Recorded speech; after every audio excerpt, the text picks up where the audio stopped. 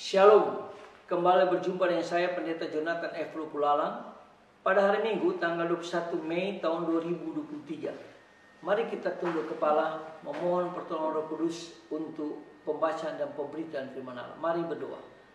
Tuhan Yesus, kami sangat membutuhkan firman-Mu. Itulah sebabnya Tuhan Yesus mengurapi hamba-Mu yang akan menyampaikan firman-Mu.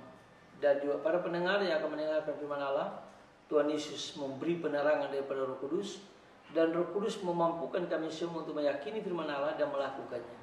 Berfirmanlah karena kami sudah siap untuk mendengarkan firman. Dalam kasih dan pengampunan Kristus kami berdoa. Amin.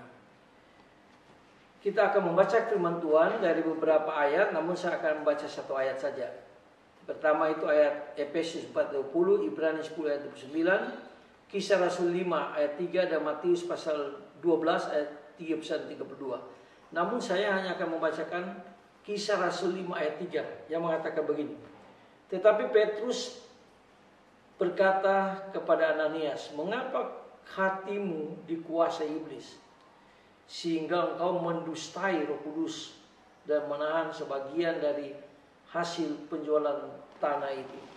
Demikianlah firman Allah yang berbagai macam mendengar dan melakukan firman Allah. Tema kita pada hari ini adalah mengapa Roh Kudus dapat didukakan, dihina, didustai, bahkan dihujat. Nah, saudara-saudara yang saya kasih dalam Tuhan Kristus, jawabannya adalah karena Roh Kudus adalah oknum yang memiliki pengetahuan, perasaan, dan kehendak. Nah, bagaimana kita mengetahui kita dapat mendukakan, mendustai, menghina, bahkan menghujat Roh Kudus? Nah, marilah kita akan melihat hal-hal ini. Yang pertama, mendukakan Roh Kudus itu dijelaskan dalam Efesus pasal 4 ayat yang ke-20. Roh Kudus sudah mendiami dalam diri orang yang percaya. Sebab Roh Kudus adalah oknum yang dapat mengalami duka atau kesedihan yang mendalam. Itu dijelaskan di dalam Efesus pasal 4 ayat 20. Lalu di dalam 1 Korintus 6 ayat 19 berbunyi begini. "Atau tidak tahukah kamu bahwa tubuhmu adalah baik Roh Kudus yang diam dalam kamu? Roh Kudus yang kamu peroleh dari Allah, dan bahwa kamu bukan milik kamu sendiri, tapi sudah menjadi milik Tuhan Yesus." Nah, Yesus sangat mengasihi orang-orang Yahudi yang hidup di Yerusalem. Namun orang-orang Yahudi yang hidup di Yerusalem ini mereka mendukakan Roh Kudus yang Tuhan sudah berikan kepada mereka. Mereka itu menolak Kristus. Itu berarti mereka mendukakan Roh Kudus. Nah, saudara-saudara yang saya kasih dalam Tuhan Kristus, orang percaya dapat didukakan Roh Kudus apabila hidup dalam kedagingannya, hidup yang berbuat dosa berkali-kali, jatuh bangun dalam dosa. Itu disebut dia mendukakan Roh Kudus.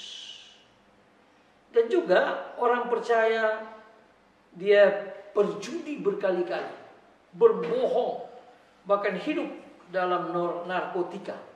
Itu pun dijelaskan di dalam Galatia pasal 5 ayat 19-20.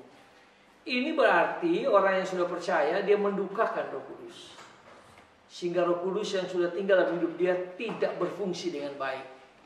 Nah, itulah sebabnya dia perlu pertobatan yang total, baru dia kembali akan dipenuhi Roh Kudus. Yang kedua, menghina Roh Kudus itu dijelaskan dalam Ibrani pasal yang ke-10 ayat 29. Betapa lebih beratnya hukuman yang harus dijatuhkan atas dia yang menginjak-injak anak Allah, yang menganggap najis darah perjanjian yang mengkuduskannya, dan menghina Roh Kudus, roh kasih karunia. Menghina Roh Kudus akan membawa kepada penolakan Roh Kudus, yang seterusnya menghasilkan pemadaman Roh Kudus. Itu juga dijelaskan dalam Kisah Rasul pasal 7 ayat 51 yang mengatakan, "Hai orang-orang yang keras kepala dan yang tidak bersunat hati dan telinga, kamu selalu menentang Roh Kudus sama seperti nenek moyangmu, demikian juga kamu." Jadi orang Israel itu menentang Roh Kudus, menolak Roh Kudus. Itu pun dijelaskan di dalam 1 Tesalonika 5 ayat 19a. "Janganlah kamu padamkan Roh Kudus." Contoh orang-orang yang sudah mendengar Injil tapi sampai mati tidak mau percaya dan menerima Kristus sebagai juru selamatnya pribadi. Itu berarti dia sudah menghina Roh Kudus. Sampai dia mati dia tidak mau percaya Yesus. Itu sama dengan dia menolak Roh Kudus. Itu berarti dia menghina Roh Kudus. Yang ketiga, mendustai Roh Kudus. Tadi kita sudah baca dalam firman Allah. Berdusta pada Roh Kudus sama dengan berdusta kepada Allah Bapa.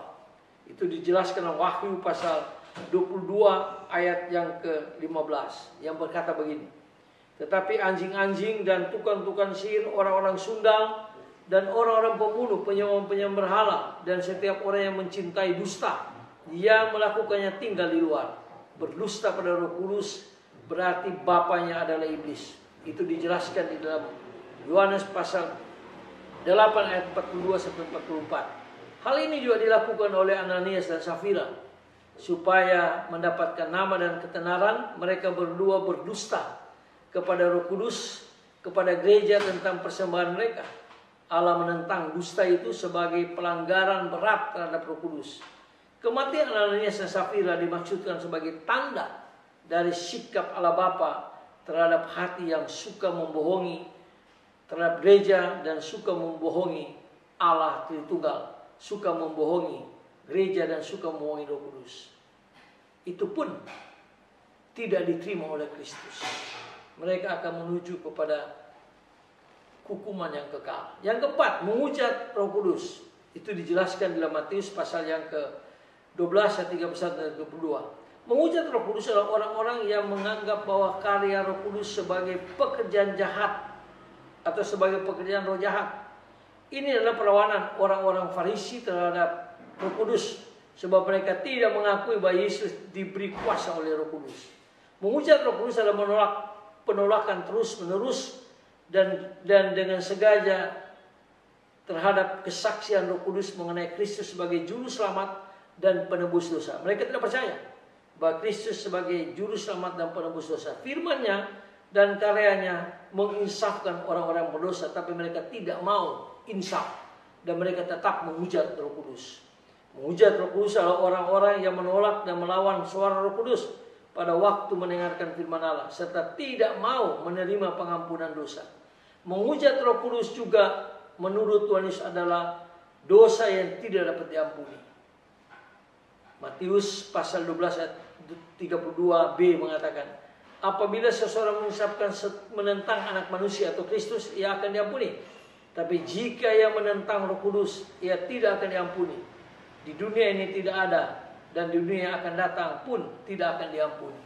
Nah, itulah sebabnya marilah kita jangan sampai kita mendukakan Roh Kudus.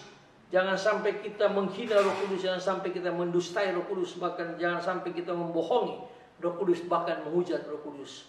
Marilah kita sebagai orang yang percaya yang sudah didiami oleh Roh Kudus, kita terus mohon pertolongan Tuhan, mohon pertolongan Roh Kudus supaya kita dipenuhi Roh Kudus. Bagaimana caranya? Supaya kita tidak mendukakan Roh Kudus. Yang pertama, kita harus rajin berdoa. Ya, banyak berdoa maka banyak berkat. Kurang berdoa kurang berkat, tidak berdoa tidak ada berkat. Banyak berdoa maka Roh Kudus akan memimpin kita.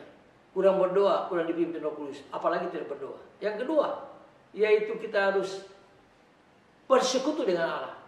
Pergi ke gereja, belajar firman Allah. Itu penting sekali. Bersekutu dengan Allah, pergi ke gereja, pergi ke komunitas-komunitas yang mengembangkan Roh Kudus dalam hidup kita. Yang ketiga, yaitu kita bersaksi tentang Kristus.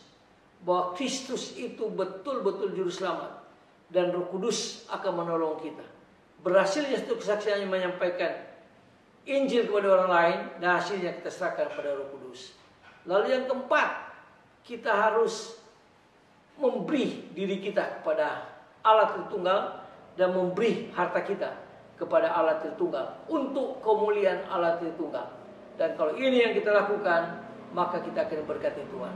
Lalu yang selanjutnya kita memuji-muji Allah, menyembah Allah di dalam kuasa Roh Kudus.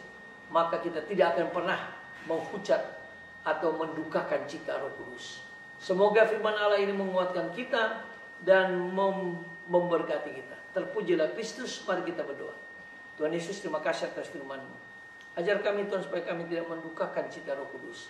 Roh Kudus sudah tinggal dalam kami, Biarlah kami makin setia melayani Tuhan, berdoa, memberi kepada Tuhan Yesus, dan bersaksi tentang Yesus. Ampuni dosa kami Tuhan, dengarlah doa kami dalam kasih dan pengampunan Kristus. Kami berdoa dan bersyukur. Haleluya. Amin. Sampai kita berjumpa di kesempatan yang lain.